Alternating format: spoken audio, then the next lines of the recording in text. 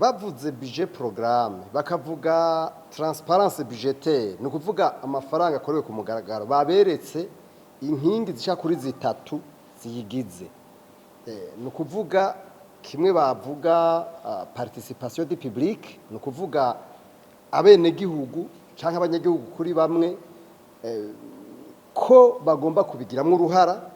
Ikigira kabiri ni iki bise controle ni ukuvuga gusuzuma ukungena amafaranga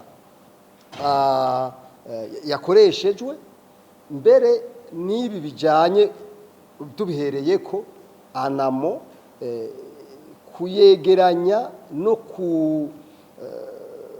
kugira banze abeho icyo twita budget approuvé. Icyo rero ivyo byakozwe neza bize gushira anamo hejuru cyane ya ntumbero ya leta yitwa vision imbono iyerekwa rero rirashigwa mu ngiro ku mwaka nico twita budget programme kuko yo urumva budget programme iza gushira mu ngiro imigambi mbere ntiyahora hashigwa imbere imigambi mugabo ubu hazoshigwa imbere imigambi ivuye muri ya mbono umukuru w'igihugu ariko arashikiriza. Murabona ko ijambo ryose afashe ijambo icyo kintu agomba gishimikako. Murabizi ko twari tumaze iminsi 2 tutaruhuka turi mu kigobe. Ibi rero nibaza ko ari ibintu bikomeye cyane uko ndiko ndabivuga niho twitegeze gukirira cyangwa gupfira. Kuhakirira ni igihe tuzoba twese uyu mugambi twawugize uwacu tukumva yuko amafaranga ya leta agomba kuza gushira imbere iyo migambi ya leta nyene. Kuhapfira ni igihe abazoba babijejwe kubishira mu ngiro batazovyumva bakumva yuko bagomba gushira mu ngiro ibintu vyabo. Nico kintu gikomeye cyane nibaza ko mwese mugomba kumva yuko budget programme ari ikintu gikomeye cyane cyane. Mwabonye yuko nabarya abantu bitwa ko badufashanya mu bijanye n'iterambere babifatira ko gose, ariko mwumvise yuko ikintu gikomeye cyane kijanye na participation du public ni ukuvuga abanyagihugu kubijamwo. Murabona yuko muri leta bataravyumva cyane yuko bagomba kubikurikira. Ibi rero niho hantu bikomereye nibaza ko baza kuganira bakabivuga ko nabo muri leta bakavyumva. Ni ibintu byinshi cyane mu kumenya yuko imigambi ya leta idashoboka kurangurwa neza mu gihe ibi bintu bya budget programme bitazoba birakunda. Kugira ngo bikunde rero nuko ubwa mbere ariko barashira mu ngiro bavyumva hanyuma kandi bakaba bifite n'ubuhinga. Ubwa mbere nuko babanza kumva ibi bintu bijanye na budget programme. Abo abajije ikibazo nukuvuga yuko abo bantu bagomba kubanza kumva iyi budget programme, baba abashinga amateka, baba abakenguza amateka, baba abanyamigambwe, baba abo muri leta. Igahari no muri leta batavyumva. Mbemwe muzi ko hari n'ababigwanya bari muri leta, hariho n'ababigwanya n'umukuru w'we yavyivugiye wenyene yuko hari abantu batavyumva babibuza ko bibandanya. Nukubera kenshi gituma bamwe bigwanya nuko biba bije gukura amata mu kanwa abantu bahora baza barabikamisha. Mbujya nta yindi mvo.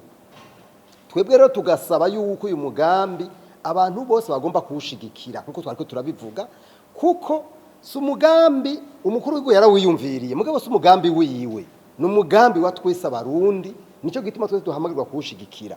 Hanyuma cyane cyane ababwiye kugira ngo uwushigikire uyu mugambi ubanza gushigikira vision ya mbono yo mu mwaka wa 2060 abarundi babanze bavyumve. Mwarabonye ko ijya mbono ishimikiye ku nkingi zishika kuri 5 mugabo twe tuvuga tuti ni byiza ko ziya nkingi zibindwi. Inkingi yindwi ni inkingi y'intwaro ibereye.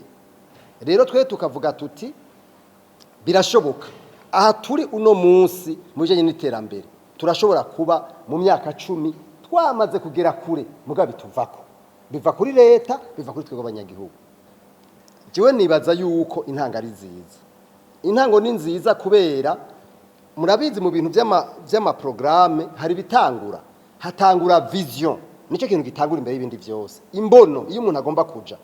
Ikigira kabiri gitangura gice gikurikira nibijanye navyo no kwitare strategie opérationnelle no kuvuga ibitabo biza gushira mu ngiro iyo mbono. Ikigira gatatu kica gikurikira ni bitwita budget programme. Ivyo bitatu byose rero bigenda birakurikiranwa n'ubu biriko birakurikiranwa biriko birakogwa. Twe tukifuza nuko leta yoshiramwo abantu bose bakafasha bagakurikira mugabo kandi gakoresha abahinga kuko abahinga ni karahara mu Rwanda ntibacura. Nibaza yuko byose bifatanye. Urumva amafaranga ya leta nayone agomba gukingirwa ivyo no kuvyumva. Umukozi wa leta hembwa adakora arabibazwa kuko abari gisuma ivyo no kuvyumva. Mugabo abo babikora abo batumye ayo mafaranga bayahembwa ni kuvuga yuko nawe bagomba kubibazwa kuko ntibayihaye abo bantu.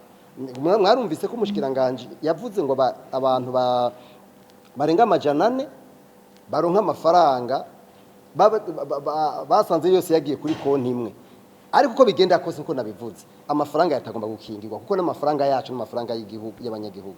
Muri budget programme zo kuko nababwiye amafaranga zo baraba umugambi nta mafaranga azoja muri budget ya leta ata mugambi akurikije ntibizoshoboka. Nivyo rero niho twese tugomba gushigikira tugashimika cyane. Uyu mugambi ni umugambi utanguye mugabo urabe igihugu cose uzokorerwa mu makomine nk'umuri twava ngaha tuzogenda muri komine ya Matongo tugende muri komine ya Kayanza no mu zindi komine. Ni ukuvuga rero ko ari umugambi w'igihugu nibaza yuko uzobandanya kugira ngo abantu babanze bumve ibi bintu by'ikoresho ry'amafaranga.